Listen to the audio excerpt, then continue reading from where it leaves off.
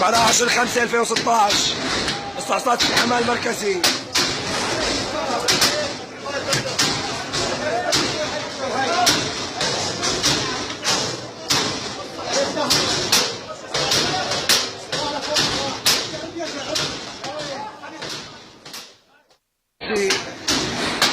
بعد 10/5/2016.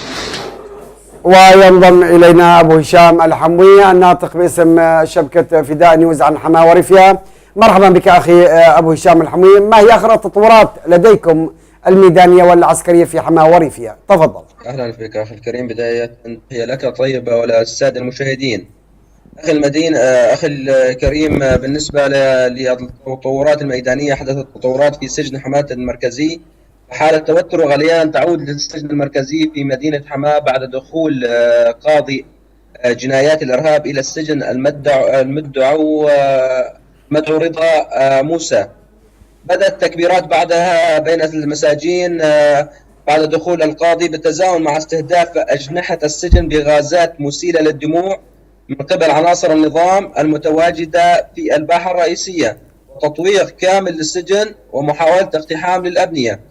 أخي الكريم، ننوه السادة المشاهدين عن السبب الذي عاد به الاستعصاء المساجين. السبب يعود لقرار قاضي الجنايات الذي يقضي بإحضار جميع المعتقلين تعسفا والمحكومين بحضور محاكم جديدة وعقوبات جديدة، والذي يفرض عليهم أيضا بقائهم بالسجن.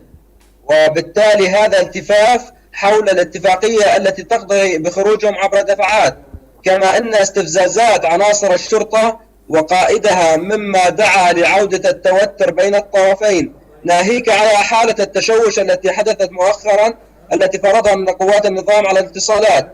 واستطاع المعتقلين بعد أسر العميد جاسم الحسين مدير السجن وأيضا قائد الشرطة مع عدد من عناصر الشرطة. أخي الكريم، هذا بالنسبة لأوضاع السجن المركزي. ومن جانبه استهدفت كتائب الثوار بصواريخ الجراد معاقل قوات النظام في معسكري جورين وشطحة، وذلك ردا على محاولة قوات الأمن اقتحام سجن حماة المركزي. وبالنسبة للقصف، اليوم قام الطيران الحربي باستهداف مدينة كفر زيتة واللطامنة بعدد من الصواريخ الفراغية، وأيضا قرية الزكاة وغيرها. أخي الكريم، هذا بالنسبة للأوضاع الميدانية في حماة وريفها. أبو هشام الحموي الناطق باسم شبكة فداء نيوز عن حماة وريفها، لك جزيل الشكر.